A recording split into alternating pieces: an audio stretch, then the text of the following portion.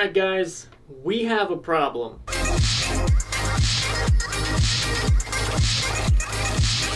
And that problem is, we don't have enough guns. We need more. You think if the Vietnamese were to invade today, I would be able to defend everybody with all this? No, we just simply don't have enough old school World War II weaponry, because as we know, when you're in war, style is the only thing that matters. So we need more. So I thought today I would show you guys all the guns that I have, and then I could tell you all the guns that I want, so that way I can continue to spend more and more useless money on things that I definitely do not need. But if I was to walk through the forest, and I hear some Vietnamese, let's talk about the guns that I have and how effective they would be against, you know, some bushes and stuff speaking a different language. So we will start with my most recent gun, and that is the Russian SKS. I just recently got this. It is 1951 actual Russian SKS. There are a couple different versions of the SKS. You can get like a Chinese version, but I mean, if you're gonna get one, you gotta go OG. You got to go real Russian wood and steel and things. Now, I actually really didn't think I would want this when I got it, but after I shot it, I fell in love with it. It's very, very accurate, has little to no recoil, and I mean, to be honest, it's a pretty smexy looking gun. You gotta admit, it looks pretty damn nice. And the coolest part is you even get your own little Russian star right there. So if you were ever thinking about getting an SKS, definitely worth it. So we might as well stick with the Russian guns. Next up is my scoped Mosin Nagant. This is a 1943 dirt rifle. It has had some work done interior-wise because, you know, exterior, that's all that matters. As long as that's original, all the little nitty-bitty stuff on the inside, it don't matter. This has one of the smoothest bolts that I've had, and it's the most, well, one of the most accurate guns that I have for long distance.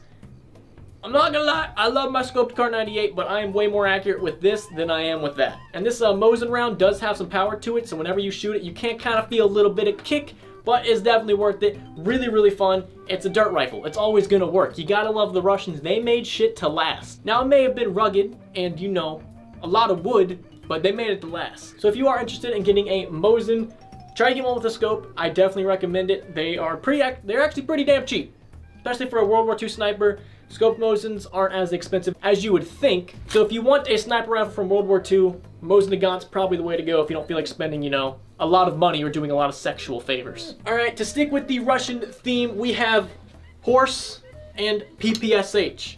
Do I even have to say what this is? You know what it is, boys. This is the OG PPSH. Now, let me explain a little bit about it, so that way you kind of understand why it looks like this. So when I bought it from a guy who bought a PPSH parts kit, which is basically the Frankenstein of guns. It was a bunch of PPSH parts that he threw together. He didn't have all the paperwork to make it an SBR, a short barrel rifle, so that's why this is on here. I do plan on getting this taken off, and he also didn't have the right licensing to make it full auto, so he had to make it semi-auto. That's why I got a really good deal on this, was because the guy was an idiot and didn't feel like going through all the necessary paperwork and licensing and stuff to get it to be a real, you know, full auto PPSH, but for what I paid, I think this was a really good deal. I do plan on chopping this little chode off, so we will be getting this off eventually, and it is still semi-automatic, which kind of sucks, but it's fun as hell, especially with the drum mag. You don't really ever have to reload, so definitely one of my favorite guns. If I was to go to war right now, I'm probably not going to take this because it's not really that reliable. 3 down, 100 more to go. Sit. Sit.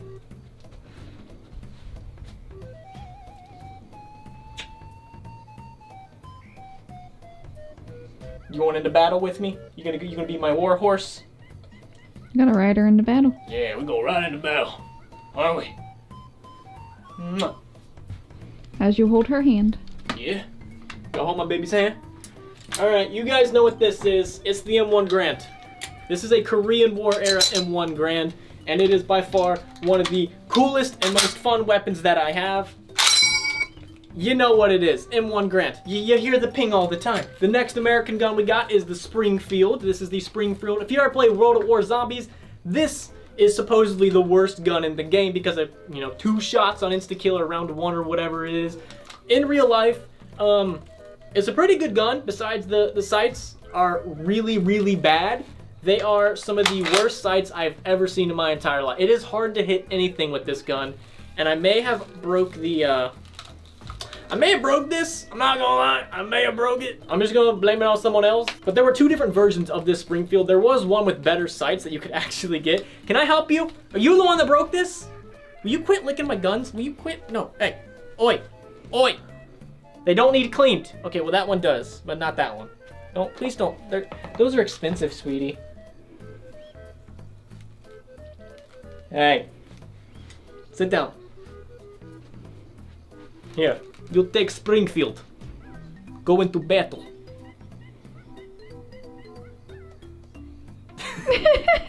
She's like, what do you want me to do with that? Good girl. So there were two different Springfield versions. One that wasn't in Call of Duty Zombies that had better sights, but I wanted to get the one that was in Call of Duty Zombies. Again, the sights were god awful, completely terrible. It's the hardest thing to ever see. So it's just hard to be accurate. You just can't do it. I mean, someone skilled could do it, but not me. Next up, we got the war crimes gun. So whenever I have to go commit some war crimes in a poor country, we're gonna be taking my Type 38 Arasaka. Look how tall this is. The average Japanese soldier was shorter than me, and I'm a manlet. I'm 5'8". The average Japanese soldier was like 5'4", something like that. Compensation much? I get they didn't have the world's biggest peepees, but that doesn't mean they need the world's longest fucking gun. I like this thing a lot. Besides the bolt, sometimes it doesn't really want to go all the way up and down. I've oiled it up, I've lubed it up, I've played with it a lot. It's, you know, it's an old ass gun. What more do you want? And I did look it up. This was made 100% by Chinese slave labor, so that's pretty cool. We're huge fans of that here. Now, if you watched my most recent video, you will have seen the scoped Kar 98. This was fucking cool as shit. Now, the reason I didn't use the scope was because I didn't have it zeroed in, and I couldn't have done it. I would have needed somebody else there to actually watch my shots and help me out. But all I had was said waifu behind camera, so it really wasn't gonna happen. So I had to use the iron sights, but I already talked about this a lot in that video. Definitely one of my favorite guns. Definitely the most expensive one out of all of these. This one, just a 22. There's nothing special about it. If you want something fun to shoot, just go grab a 22. Just plink for days, literally no recoil. Next up, I don't want to take these off because they were hard as hell to get on. We have my MP40. Neither of these are full auto because I'm poor and I can't afford that. This is my GSG MP40. These things are really, really cheap and run you about $500-600 bucks. Incredibly cheap. If you want a real MP40 from Germany, that's, you know, not full auto, GSG, go grab one. I love this thing. Easy to take apart, no recoil, fun as hell to shoot. Shoots 9mm. Which, you know, when we're not in protesting in Corona times is usually cheap, but now it's impossible to find. Love this thing a lot. The only problem is the sights fall off a lot, so I had to get those kind of drilled in. But if you can deal with that, definitely a great weapon. I fucking hate this thing. I hate this gun with a passion. I hate it. I don't like shooting it. The only reason I have it is because it looks cool. This is my Auto Ordnance Thompson. It's heavy as shit, and I don't like shooting it, especially when you have the damn thing loaded with 45 ACP. It's heavy as hell, and I don't like shooting it. I shoot maybe 1 or 2 magazines and I'm just done. It's just way too heavy compared to all these other guns down here. Way too damn heavy. So if you want a Thompson, I say just save up and get an actual World War II one because they're gonna be shorter, it's gonna weigh a little bit less, and you might as well get the full auto one if you can. So those are all my rifles right there. And we have 2 pistols in the other room. So follow me. That's a dog. Dog number 1? That's dog number 1. I don't know where dog number 2. Horse! Mia, get your dumbass up here! So this is my 1911. This is only 9mm because I use it for home defense and stuff like that. It mainly just sits right there at all times. It doesn't really do much. Out of all the pistols I've shot, I am probably the most accurate, second accurate with this. My conceal and carry that I do use. You got it, baby girl. You got it. Go ahead. There you go. The conceal and carry that I do use, I'm a lot more accurate with, but I love this 1911. It's pretty lightweight. It's a little big because I'm a small guy. I'm not really the biggest guy in the world, so it's a little big and hard to, you know, hide on my hip, but it works.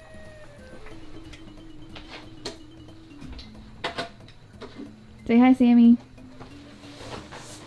Say hi. The last and final gun that I have in this house that's mine, Heather has one, is my Luger. This was the coolest thing. When I bought this, guys, I was like a little kid in a candy shop. I was ecstatic. This is actually my conceal and carry pistol. I use this wherever I go. It sounds stupid to carry a World War II Luger as your conceal and carry, but hear me out. This is, out of all the pistols I've shot, and I've shot a bunch, I'm the most accurate with this. So I'm gonna trust my life into something that I'm pretty damn accurate with, so that way I'm not shooting the neighbor's cat or completely missing and shooting myself in the foot. I don't want to do that. So this is my conceal and carry pistol. Gotta love it. I mean, it's a World War II Luger. It looks sexy as hell. Can I help you, dog?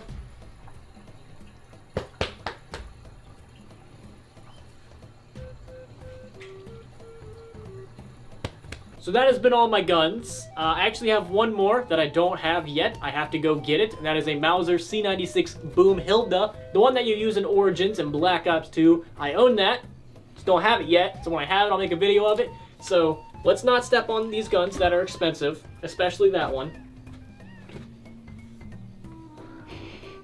What? Sure, dog. Kids, what are you gonna do with them? So, guns in the future that I would like to get, but I'm poor. STG, MG42, and a lot of, I want to go full auto. I want to get an MPL or something like, I want to get something full auto so I can be one of the cool kids. So that's what we're going to call it. Hopefully you guys enjoyed. Hopefully you like this collection, and I plan on making more videos about my guns. And this wasn't a good video at all, and I'm sorry I wasted your time.